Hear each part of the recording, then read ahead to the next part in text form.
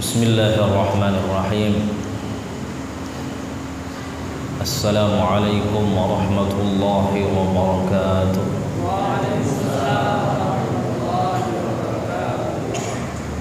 Alhamdulillah, alhamdulillahi rabbil alamin.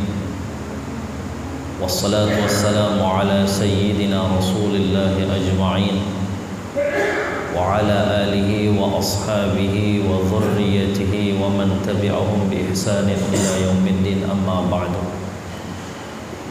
Rabbi shrah li sadri wa yassir li amri wahlul 'uqdatam bil lisani yafqahu qawli, amma ba'du. Yang terhormat Bapak Kades beserta jajarannya, para dusun, para alim ulama, para sesepuh, orang tua kita yang semua hadir di tempat hari ini, malam ini. Semoga Allah panjangkan umur mereka semua. Semoga Allah rahmati mereka semua. Allah barakahkan hidup mereka semua, amin ya rabbal alamin. Wabil khusus untuk kita semua, semoga Allah barakahkan hidup kita semua, panjangkan umur kita semua, amin ya rabbal alamin. Alhamdulillah, saya mohon maaf, saya bukan tak mampu berdiri, Pak. Saya lebih suka ceramah itu duduk di mana-mana. Jadi mohon maaf kalau saya senang duduk di mana-mana itu. Insyaallah anak-anak pemuda hijrah sangat tahu saya. Walaupun saya masih muda, saya itu lebih mengena ceramah itu duduk. Kalaupun nak lebih tinggi, biasa saya pakai kursi di mana-mana itu. Jarang sekali saya nak namanya ceramah itu berdiri. Kecuali kalau di panggung, beda cerita itu. Kalau di masjid ini lebih bersahabat, apalagi mohon maaf, banyak orang tua kita di sini dan lebih sopan, lebih santunnya, saya lebih baik duduk bersama dengan orang-orang tua kita ini. Alhamdulillah wa syukurillah, puji syukur kita kepada Allah Subhanahu wa taala di malam hari yang mulia ini, di desa yang insya Allah diberkahi oleh Allah Subhanahu wa taala ini, kita berkumpul di tempat yang mulia, di tempat yang dimana dikatakan oleh Nabi sallallahu alaihi wasallam, "Idza ra'aitumur rajul miraran ilal masjid fashhidu bil iman," kata Nabi. Kalau kamu melihat seseorang yang terus-menerus istiqomah ke masjidnya Allah Subhanahu wa taala, maka saksikan mereka adalah orang yang beriman kepada Allah.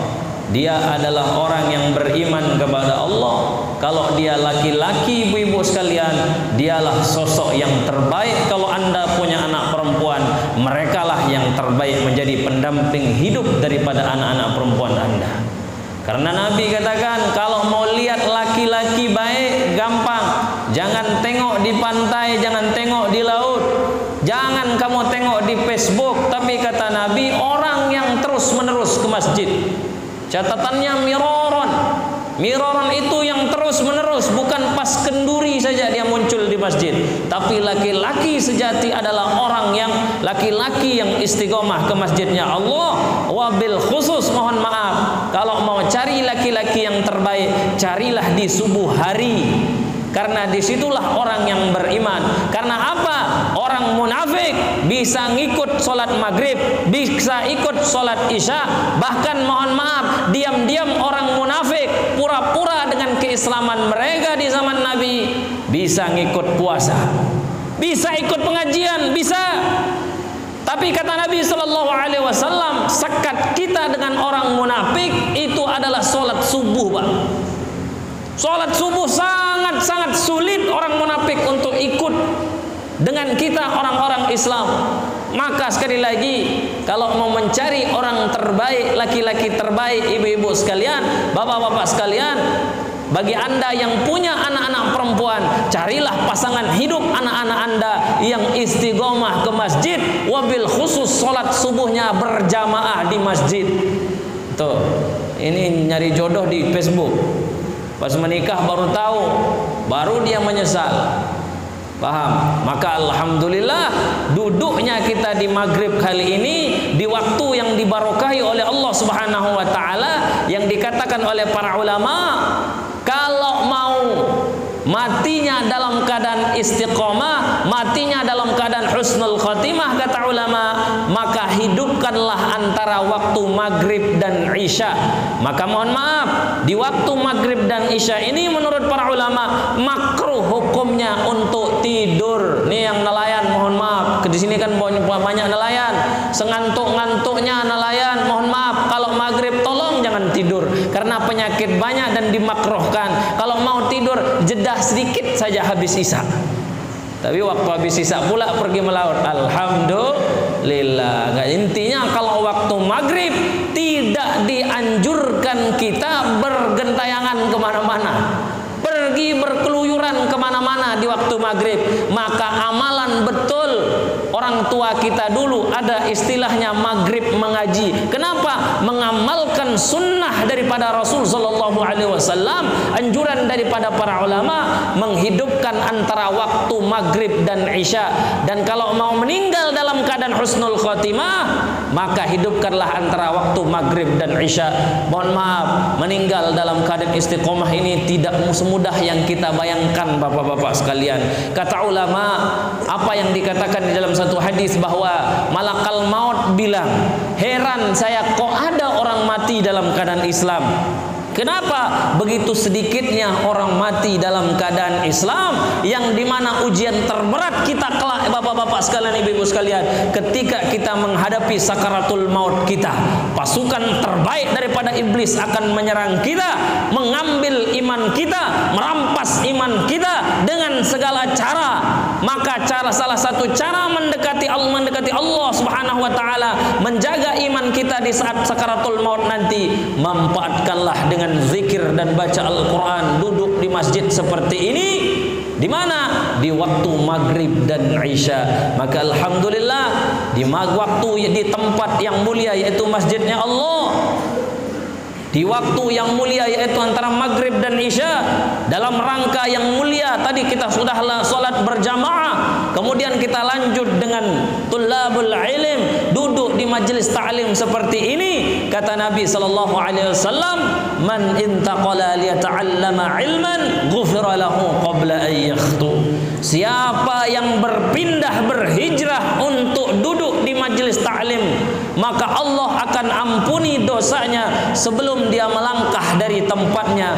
Julusuka sa'atan fi majlisil ilm la tamassu kullaman wa la taktubu harfan khairun laka min ibadati alfi sanatin. Dudukmu sesaat di majlis ta'lim, sesaat saja, tidak menulis satu huruf pun, tidak bercakap apapun, duduk saja walaupun ngangguk-ngangguk, ngantuk, antara khusyuk dan ngantuk tidak tahu, enggak apa-apa, duduk saja. Itu lebih baik daripada ibadah 1000 tahun. Alhamdulillah.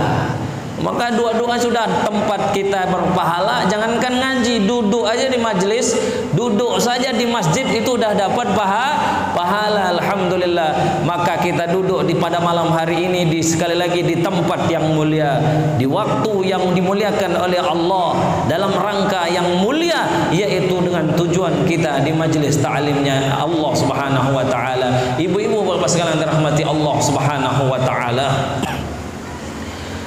malam hari ini di waktu yang dimuliakan oleh Allah Subhanahu wa taala, sedikit saya pribadi merenung kepada Allah Subhanahu wa taala, sebagai kita akan kembali sebagai seorang hamba Allah, mengingat jati diri kita sebagai seorang hamba Allah Subhanahu wa taala, mengingat daripada tujuan daripada hidup kita yang pada hakiki, yang begitu banyak manusia lupa. Banyak orang kerja, baik itu di lautan, jadi pegawai negeri, nyari ikan, nyari duit dipakai untuk makan, makan dipakai untuk hidup. Tapi betapa banyak orang mencari duit, mencari harta, tapi mereka lupa makan untuk hidup. Manusia kalau tujuannya hanya ketika kerja mencari harta, dapat duit, kemudian untuk membeli makanan, kemudian dimakan, makan untuk hidup. Kalau tujuan manusia hanya sampai hidup saja, maka wallahi demi Allah, kita nggak ada bedanya dengan binatang. Binatang makan untuk hidup, setelah hidup hanya hidup untuk hidup. Maka kalau manusia yang beriman kepada Allah wabil khusus, kalau tujuan hidupnya hanya untuk hidup, maka enggak perlu kita mencari sesuatu yang halal hanya untuk mencari hidup. Maka manusia yang pada hakikinya wabil khusus yang mengaku dirinya beriman kepada Allah akan kembali kepada Al-Quran. Tujuan hidup kita yang pada hakikinya apa? Wa ma khalaqtul jinna wal insa illa liya'budun. Tujuan kita hidup itu apa? Allah ciptakan jin dan manusia kecuali, tidaklah Allah ciptakan jin dan manusia kecuali hanya untuk beribadah kepada Allah Subhanahu wa taala. Cari kerja untuk makan, makan untuk hidup, hidup untuk beribadah kepada Allah. Maka kalau kita tujuan hidup beribadah kepada Allah, jangan sampai ketika kita bekerja lupa dengan tujuan kita yang pada hakikinya itu beribadah kepada Allah, sehingga kita tidak rakus ketika kita menjadi nelayan, kita tidak korupsi ketika menjadi seorang pejabat, kita tidak lalai dalam setiap pekerjaan kita. Kenapa? Tujuan bekerja mencari makan, makan untuk hidup, hidup adalah untuk ibadah kepada Allah. Maka kalau tujuan hidup kita untuk ibadah kepada Allah, jangan sampai mencari dunia tapi lupa hakikat kehidupan kita yang pada sebenarnya, yaitu ibadah kepada Allah. Akan kembali semua kepada Allah Subhanahu wa taala. Jangan sampai sibuk di tengah laut, mentang-mentang sibuk di tengah laut, ikan semakin banyak, azan berkumandang, lupa tujuan hidupnya yang pada sebenarnya. Lupa akan sholat dengan alasan ikan banyak, lupa mereka kepada Allah, tidak mendengar, ditutup telinganya oleh syaitan ketika mendengar azan-azan untuk mengumandangkan sholat. Padahal begitu dahsyatnya solat, ibu-ibu bapak sekalian dirahmati Allah, sampai-sampai Nabi katakan as-salatu imaduddin, solat adalah tiang agama. Maka tidak sah seorang muslim mengaku dirinya Islam tapi meninggalkan solat. As-salatu imaduddin, solat adalah tiang agama. Siapa yang menghancurkan solat, faqad hadamaddin, siapa yang menghancurkan salat, meninggalkan salat, maka seolah-olah dia menghancurkan agama. Bahkan di dalam hadis yang lain diceritakan, man tarakas shalah muta'ammidan faqad kafara jiharan, siapa yang meninggalkan salat secara sengaja, maka dia telah kafir secara nyata. Bahkan di dalam hadis yang lain diceritakan al-ahdu bainana wa bainahum as-shalah faman tarakahum faqad kafara. Perjanjian kita dengan mereka yaitu orang-orang musyrik, batasan kita dengan orang-orang musyrik adalah salat. Siapa yang meninggalkan salat wabil khusus secara sengaja, demi Allah dia telah kafir, kata Nabi SAW. Maka Imam Syafi'i rahimahullah, di dalam satu riwayat beliau mengatakan di dalam mazhab Syafi'i, orang kalau minum minuman keras, bapak-bapak ibu-ibu sekalian, orang kalau minum khamr siksaannya 40 kali cambukan. Orang kalau berzina, wabil khusus yang anak-anak belum menikah, ketika kemudian dia berzina, cambukannya hanya 100 kali, 80 kali. Tapi kalau orang meninggalkan salat di dalam kitab-kitab fikih, wabil khusus kitab-kitab bermadzhab Syafi'i, hukumannya adalah hukuman penggal kepala. Kenapa kok sampai segitunya? Karena salat merupakan tiang agama. Kalau orang minum minuman keras cambukannya hanya 40 kali, tapi salat justru dipenggal kepalanya. Bahkan kalau ada orang salat, jangankan enggak salat, dia salat saja kata ulama, tapi mempercayai, sekarang udah banyak nih, di mana-mana udah mulai tersebar. Kalau ada orang bilang salat tidak wajib, salat 5 waktu tidak perlu, maka dia telah kafir secara akidahnya. Di dalam kitab Sulamut Taufik, di situ diterangkan bahwa salah satu yang menyebabkan manusia murtad bukan saja hanya mengatakan dia diri orang kafir, tapi jangankan orang enggak sholat, ibu-ibu sekalian, orang rajin sholat, tapi kalau mengatakan sholat 5 waktu tidak wajib, maka demi Allah dia telah keluar dari akidah agama Islamnya sendiri. Maka kata Imam Syafi'i, kalau ada orang yang mengaku Islam tapi tidak percaya sholat 5 waktu wajib, nanti kalau mati jangan kuburkan mereka dengan pemakaman orang-orang Islam. Kenapa kok sampai sekeras itu Islam dalam perkara sholat? Karena begitu dahsyat dan pentingnya sholat. Maka sengaja saya di sini nggak membahas tertentu yang berat-berat, karena ini yang sering sudah mulai ditinggalkan, wabil khusus anak-anak kita. Begitu banyak saya mengisi pengajian anak-anak SMK, SMP, apalagi SD. Ketika saya tanya mereka begitu banyak meninggalkan sholat. Apa peran orang tua mereka? Al-Imam Al-Ghazali di dalam kitab Ihya Ulumuddinnya sampai mengatakan apa?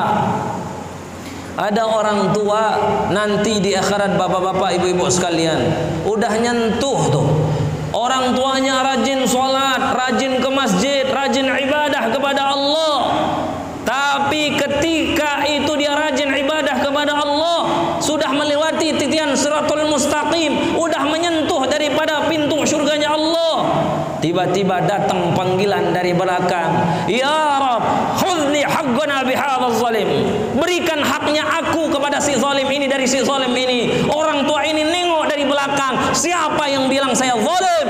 Padahal dia rajin salat, rajin ibadah, rajin zakat, rajin sedekah. Ada panggilan dari belakang, dia zalim.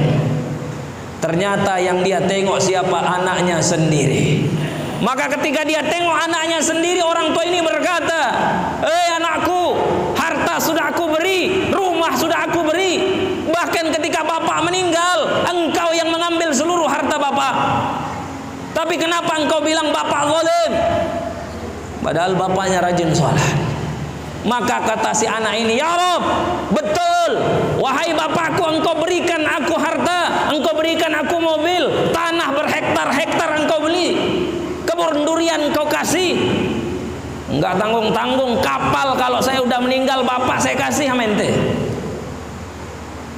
Maka kata si anak, betul, engkau kan kasih saya semuanya, tapi satu hak yang belum engkau berikan kepadaku, engkau tidak ajarkan saya ilmu agama. Ketika engkau sholat, enggak pernah engkau ajarkan aku sholat. Azan berkumandang aku main, engkau biarkan aku main.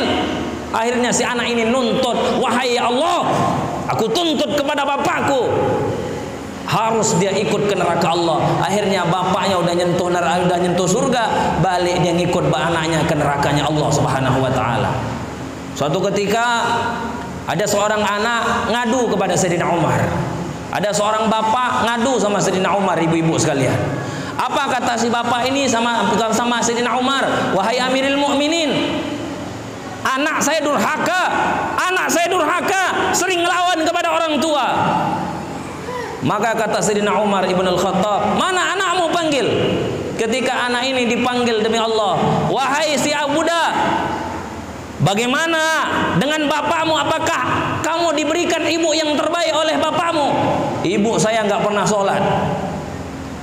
Apakah bapakmu memberikan nama yang terbaik? Mohon maaf, nama lebah saya diberi. Jadi kewajiban orang tua kepada anak, pertama memberikan ibu yang terbaik kepada anak kita. Maka orang tua yang belum menikah anak-anaknya, pilihkan mereka ibu-ibu yang terbaik kalau kita punya anak laki-laki. Kalau kita punya anak perempuan, pilihkan mereka pasangan yang terbaik. Karena itu kewajiban kita sebagai orang tua. Yang kedua, kewajiban orang tua kepada anak, yaitu memberikan daripada nama yang terbaik. Jangan nama-nama yang aneh. Ini kebanyakan anak-anak sekarang nama pemain bola dikasihnya, Pak. Padahal orang kafir.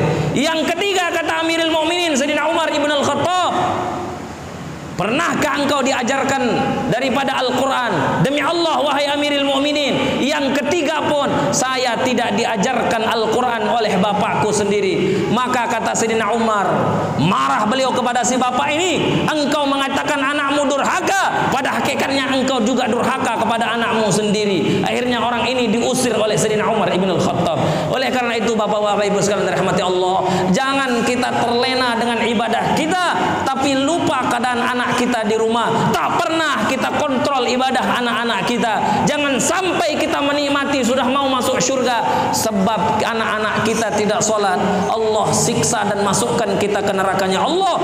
Bisa bab apa? Sebab kita membiarkan anak-anak kita itu dalam keadaan tidak sholat, dalam dalam keadaan mereka lalai dan bermaksiat kepada Allah Subhanahu wa taala. Bapak-bapak sekalian dirahmati Allah, ibu-ibu sekalian dirahmati Allah. Di dalam hadis yang lain, An-Nabi sallallahu alaihi wasallam begitu banyak meriwayatkan bagaimana ancaman-ancaman bagi seseorang yang dimana meninggalkan solat, sampai kata Nabi sallallahu alaihi wasallam, siapa yang meninggalkan solat secara sengaja, maka nanti akan ditulis di pintu-pintu neraka nama-nama orang-orang yang dimana akan disiksa oleh Allah Subhanahu wa taala. Bahkan di dalam kitab Irsyadul Ibad dikatakan ada beberapa hal tahap siksaan bagi orang-orang yang meninggalkan solat. Bapak-bapak, ibu-ibu sekalian dirahmati Allah, fase di dunia sakaratul maut, ketika mereka di alam kubur dan dibangkitkan di padang mahsyar, bahkan sampai ke neraka Allah Subhanahu wa taala. Siksaan bagi orang yang meninggalkan solat di dunia, akan dicabut dari mukanya mereka itu keberkahan cahaya daripada solat itu sendiri. Kita sering ketemu orang, maaf, gantengnya luar biasa tapi nggak ada cahayanya. Sebaliknya, rajin ke laut, kadang-kadang mukanya kelihatan hitam tapi cahayanya keluar karena barokah solatnya. Kemudian di dunia akan dihilangkan dari doa-doa orang-orang muslim, doa-doanya orang soleh, akan dicabut dari kadar keberkahan hidupnya. Ketika dia sakaratul maut nanti, orang-orang yang meninggalkan solat, kata para ulama, kata Nabi di dalam kitab, kemudian dijelaskan di dalam kitab Irsyadul Ibad, bahwa di antara siksaan bagi orang yang meninggalkan solat ketika sakaratul maut, nanti akan dimatikan dalam keadaan haus yang luar biasa. Sampai kata ulama, seandainya orang yang meninggalkan solat ini hausnya luar biasa, nanti diberi minum seluruh air di muka bumi, nggak akan berhenti kehausannya. Yang berikutnya akan dimatikan dalam keadaan sakaratul maut mereka dalam keadaan lapar yang sangat dahsyat. Sampai laparnya luar biasa, nggak pernah ada orang lapar seperti laparnya orang sakaratul maut yang begitu sering meninggalkan sholat secara sengaja. Kemudian belum sampai di sana, masuk di alam kubur. Orang-orang yang sering meninggalkan sholat, bapak-bapak, ibu-ibu sekalian dirahmati Allah, nanti akan berjumpa dengan satu ular bernama Suja'ul Aqra. Suja'ul Aqra ini gigi bawahnya sampai hidung, gigi atasnya sampai dagunya. Matanya merah, kemudian ujung ekornya tajam begitu seperti tongkat, akan menyiksa orang-orang yang meninggalkan sholat. Ditancapkan ekornya dari pantat keluar daripada mulutnya nanti orang-orang yang sering meninggalkan sholat. Itu belum menghadap daripada nerakanya Allah Subhanahu wa taala. Ibu-ibu, bapak sekalian dirahmati Allah Subhanahu wa taala, ada satu kisah yang diceritakan di dalam kitab Fawaidul Mukhtarah. Di zaman ulama salaf terdahulu, ada seorang perempuan yang meninggal. Orang perempuan ini ketika meninggal dikuburkan oleh seseorang, abangnya juga ada di situ. Jadi ketika dia dikubur orang perempuan ini, tiba-tiba dari salah satu jamaah yang menguburkan, yang pengantar jenazah, maaf, ada hartanya yang ketinggalan. Duit zaman dulu kan berbentuk emas, ketinggalan di dalam kubur, nggak dibongkar, sayang, nak dibongkar kubur orang. Akhirnya terpaksa kubur yang sudah ditutup rapi, udah dibacakan talqin, dibongkar balik. Setelah dibongkar, tak jadi dibongkar, baru belum selesai sampai bawah, kuburnya udah merah dengan bara api. Kemudian adiknya menghadap dan menangis di hadapan ibunya, wahai ibuku, ada apa dengan kakakku? Apa amalan kakakku sampai segitu kuburnya merah, kuburnya dibakar dengan bara api? Demi Allah, disaksikan oleh orang banyak, bahkan diabadikan di dalam beberapa kitab daripada kitab para ulama, termasuk di dalam kitab karangan Al-Habib Zain bin Ibrahim bin Smith, kemudian ditulis oleh guru kami Al-Habib Ali bin Hasan bin Ahmad Bahrun dalam kitab Fawaidul Mukhtarahnya beliau. Di situ dijelaskan ketika ditanya seperti hal itu, ibunya menangis. Bapak-bapak, ibu-ibu sekalian dirahmati Allah, ibunya menangis. Kenapa? Wahai anakku, kakakmu dulu sering melalaikan sholat. Kakakmu dulu sering melalaikan sholat.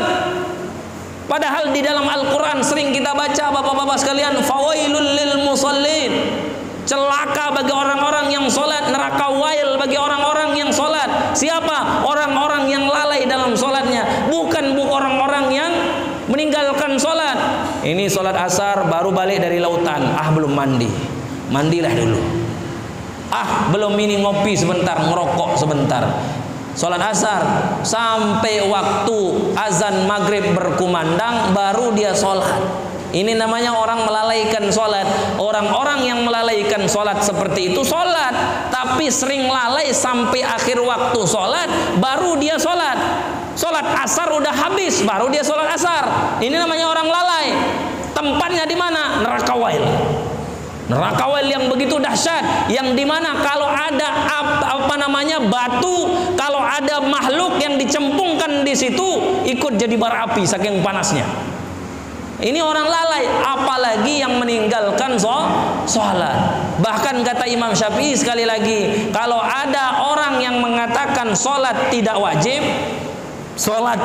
sekali lagi, dia jelas terang-terangan di depan orang mengatakan sholat 5 waktu tidak wajib. Demi Allah, kalau sampai akhir hayat dia tidak taubat, jangan makamkan di pemakaman orang-orang Islam. Karena salah satu ciri kemurtatan seseorang apabila dia mempercayai dan bahwa sholat 5 waktu itu tidak wajib. Akhirul kalam, Nabi SAW sabdakan, ini bil khusus untuk para pemuda-pemuda kita ini. Nabi SAW sabdakan dalam hadis bahwa akan datang seorang pemimpin terbaik dengan pasukan terbaiknya. Siapa dia? Nanti akan menaklukkan Konstantinopel yang ada di Turki, bapak-bapak ibu sekalian. Dia sudah disabdakan oleh Nabi, orangnya belum lahir, manusianya belum lahir, pasukannya belum lahir, pemimpinnya belum lahir. Tapi kata Nabi, dialah nanti pemimpin terbaik, pasukan terbaik. Ketika itu Konstantinopel dipimpin seorang raja, umurnya 23 tahun, namanya Sultan Muhammad Al-Fatih. Kenapa Sultan Muhammad Al-Fatih mampu menaklukkan Konstantinopel? Tidak instan, dididik oleh ayahnya, dididik oleh ibunya dengan didikan yang terbaik. Suatu ketika di depan pasukannya berdiri. Jadi pasukan Sultan Muhammad Al-Fatih ini berdiri. Siapa di antara kalian yang pernah meninggalkan sholat seumur hidupnya walaupun hanya sekali saja? Duduk. Jadi pemimpinnya berdiri, pasukannya berdiri. Siapa yang pernah meninggalkan sholat seumur hidupnya walaupun sekali saja, silakan duduk. Nggak ada yang duduk pak pasukannya. Jadi pasukan Sultan Muhammad Al-Fatih, satu pun pasukan Muhammad Al-Fatih tidak ada yang pernah meninggalkan sholat. Bahkan banyak di antara mereka Sultan Muhammad Al-Fatih, termasuk Sultan sendiri penghafal Al-Quran. Umurnya masih muda, 23 tahun pak. Banyak yang berusaha menaklukkan Konstantinopel. Ketika Nabi bersabda seperti itu, tidak ada yang mampu. Tapi ini anak muda 23 tahun usianya mampu menaklukkan Konstantinopel ini. Pertanyaan kedua kata beliau, siapa di antara kalian yang pernah meninggalkan sholat jamaah walaupun hanya sekali seumur hidup? Pasukannya nggak ada yang duduk pak. Jadi pasukan Muhammad Al-Fatih dan Muhammad Al-Fatih itu sendiri, pasukannya tidak pernah ninggalin sholat, pasukannya nggak pernah ninggalin sholat jamaah, walaupun itu sholat jamaah subuh. Makanya jadi generasi yang terbaik. Pertanyaan ketiga kata beliau, siapa di antara kalian yang pernah meninggalkan sholat sunat rawatib walaupun hanya sekali seumur hidup? Baru beberapa orang yang duduk pak, tapi tak banyak. Artinya apa? Pasukan terbaik yang disabdakan Nabi, orangnya belum lahir, pasukannya belum lahir, rajanya belum lahir, pasukannya belum lahir. Kata Nabi, dia nanti raja terbaik, kemudian pasukan terbaik. Pertama, tidak pernah ninggalin sholat seumur hidup walaupun hanya sekali. Itu pasukan Sultan Muhammad Al-Fatih yang dalam sejarahnya ketika beliau bertanya seperti ini di hari Jumat, dan tercatat di dalam sejarah sebagai sholat Jumat terbesar di muka bumi. Banyak sekali satu pasukan sholat Pak di lapangan menaklukkan Konstantinopel. Tidak pernah ninggalin sholat. Salah satu pasukan yang nggak ada satu pun dari pasukan Muhammad Al-Fatih, termasuk Sultan Muhammad Al-Fatih, yang pernah ninggalin sholat satu kali seumur hidup. Nggak pernah ninggalin sholat jamaah, nggak ada, walaupun hanya sekali. Baru pas sholat sunat rawatib, sholat qobliyah dan badiah ada, tapi sedikit. Baru pertanyaan yang paling dahsyat Pak dari Sultan Muhammad Al-Fatih. Kata beliau, siapa di antara kalian? Ini milih imam. Jadi ceritanya Sultan Muhammad Al-Fatih ini belum sholat, milih imam, memilih orang jadi imam sholat Jumat waktu itu.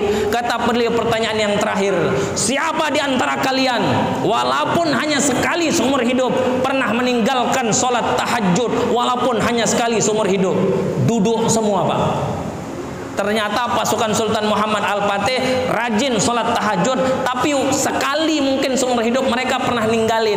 Yang berdiri cuma satu. Siapa beliau? Sultan Muhammad Al-Fatih. Usianya 23 tahun, tidak pernah ninggalin sholat seumur hidupnya, tidak pernah ninggalin sholat jamaah seumur hidupnya, tidak pernah meninggalkan sholat sunat rawatib walaupun seumur hidupnya. Bahkan Sultan Muhammad Al-Fatih yang dijanjikan dan disabdakan oleh Nabi, orangnya belum lahir, sebagai sultan terbaik, tidak pernah meninggalkan sholat tahajud seumur hidupnya.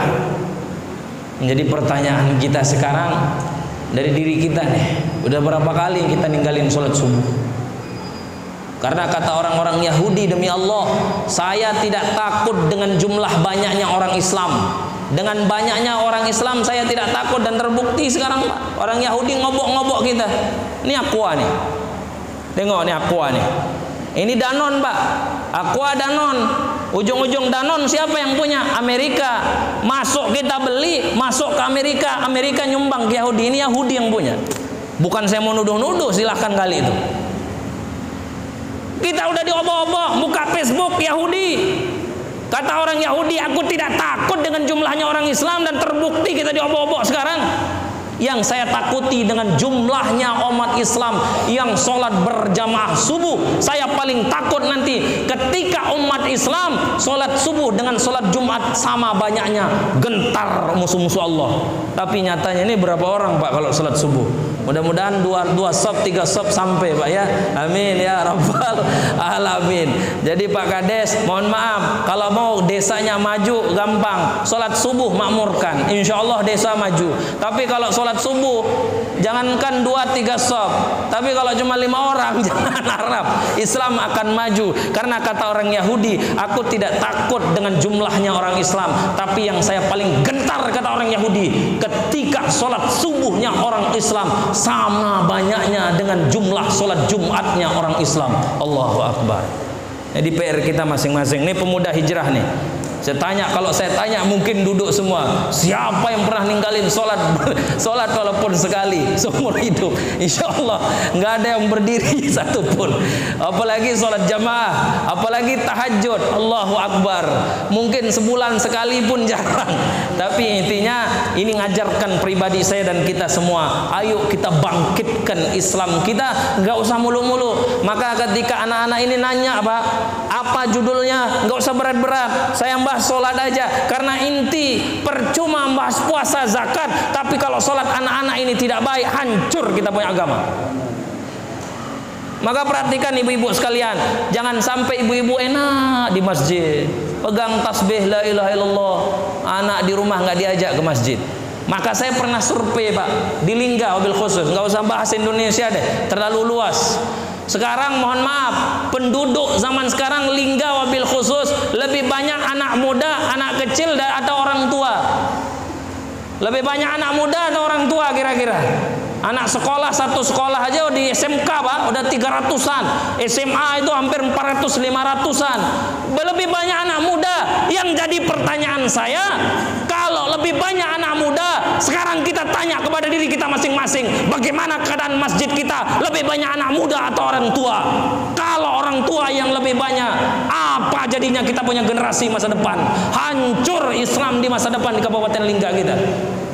Maka sering sudah saya sampaikan ini semua, nggak usah muluk-muluk bahas agama, sholat udah cukup. Maka kawan-kawan jemaah tabligh saya itu sangat setuju. nggak usah mulu-mulu ngajak sholat jamaah. Kadang-kadang disiram sama apa namanya, bacodokan. Ya Allah, kasihan Pak. Kalau mereka ngajak sholat ikut. Kalau mereka cara dakwahnya salah, diingatkan bukan diusir. Kalau masjid gara-gara mereka kotor, suruh bersihin bukan diusir. Itu udah bagus. Maka kata Syekh Yusuf Qaradawi, mohon maaf, kalau mau Islam maju nggak bisa kita rebut teknologi Pak. Karena semua teknologi udah dimiliki oleh mereka. Facebook Yahudi punya, Google sudah Yahudi, teknologi udah direbut sama mereka semua. Cara kita mereka merebut daripada agama kita sederhana, dakwah seperti ini. Ajak orang untuk sholat. Bayangkan kalau Presiden Amerika masuk Islam Pak. Apa jadinya kalau Presiden Amerika masuk Islam? Gemetar dunia, isi dunia. Apa jadinya kalau pangeran pengganti Ratu Elizabeth sekarang masuk Islam dengan dakwah, orang dakwah pergi sampai ke pangeran Inggris, pangeran Inggris masuk Islam. Allahu Akbar, berubah dunia Pak. Maka kalau mau daripada agama kita jadi kuat, berubah, sulit untuk merebut teknologi, dakwah akan bisa merebut teknologi kita. Kita bayangin kalau Presiden Amerika masuk Islam, kalau Presiden Inggris, Raja Inggris, Perdana Menterinya masuk Islam semua. Allahu Akbar, hidup kita punya agama. Allahu a'lam bisawab. Intinya yang pada akhir ceramah saya ini tak tahu ini panjang atau singkat tak tahulah. Yang penting saya sudah sampaikan. Ini peringatan kepada diri saya sendiri. Ayo kepada khitah kita sebagai seorang manusia. Tujuan kita hidup, kita kerja untuk cari makan, makan untuk hidup, hidup untuk ibadah kepada Allah. Kalau hidup hanya untuk hidup, kita nggak ada bedanya dengan binatang. Yang terakhir daripada akhirul kalam saya, ada satu kisah menarik, tapi jangan tersinggung Pak ya, jangan tersinggung. Memang terkenal kalau saya didabuk saya paling kasar Ustaz, karena saya gondrong sengaja. Memang ginilah apa namanya khasnya saya. Jadi jangan tersinggung. Sapi berkata Pak. Apa kata sapi? Ya Allah, syukur saya diciptakan jadi sapi. Daging saya banyak, bisa dipakai untuk kurban, daripada saya jadi kambing, kata si sapi. Maka kambing dengar, ya Allah, nggak apa-apa, saya tak jadi sapi nggak apa-apa, daging saya sedikit daripada sapi nggak apa-apa, tapi saya bisa jadi kurban, bisa jadi akikah. Daripada jadi ayam nggak bisa dipakai kurban. Ayam denger, kata si ayam, ya Allah, nggak apa-apa saya jadi ayam, daging saya sedikit, tidak bisa dipakai untuk kurban, tidak bisa juga dipakai akikah, tapi alhamdulillah minimal jadi kenduri, halal daripada jadi babi, katanya. Babi haram, syarrud dabbah. Si babi sedih dengarnya, ya Allah, engkau ciptakan saya sebagai syarrud dabbah, katanya Nabi. Syarrud dabbah itu apa? Binatang paling buruk di muka bumi itu babi Pak. Kenapa? Dia kotoran, dia berak, makan beraknya sendiri. Ibunya juga kawin dengan ibunya, nggak peduli dia mau ibunya mau neneknya, kawin aja, itu babi. Maka di zaman Nabi Nuh, yang membersihkan kapal Nabi Nuh dalam riwayat itu babi. Kata babi, saya memang binatang paling terburuk ya Allah, tapi alhamdulillah ya Allah, saya bersyukur kepada Allah, saya masih lebih baik daripada manusia ngaku dirinya Islam tapi mereka tidak sholat. Jadi kalau orang nggak sholat lebih buruk daripada nggak usah dijawab, nanti saya dituduh kasar. Ya, jadi itu intinya. Ayo kita kembali sholat, kembali ramaikan masjid. Mudah-mudahan kita maju ya daripada agama kita. Wallahu a'lam bissawab. Semoga kita barokahi hidup kita semua, dan mohon maaf kalau kadang-kadang keluar kata-kata saya yang kadang-kadang kotor, kadang-kadang salah, itu khilaf daripada diri saya sendiri. Kalau ada kata-kata saya yang benar, itu datangnya dari Allah Subhanahu wa taala. Wabil khusus kepada orang tua saya yang sudah tua-tua di sini, saya diajarkan oleh guru-guru saya untuk adab. Mohon maaf, saya masih muda mencermai antum semua, tokoh-tokoh agama. Saya mohon maaf kalau ada khilaf di antara saya, apa yang saya bicarakan kalau salah. Wallahu a'lam bissawab. Subhanakallahumma wa bihamdik, asyhadu an la ilaha anta astaghfiruka wa atubu ilaik. Assalamualaikum warahmatullahi wabarakatuh.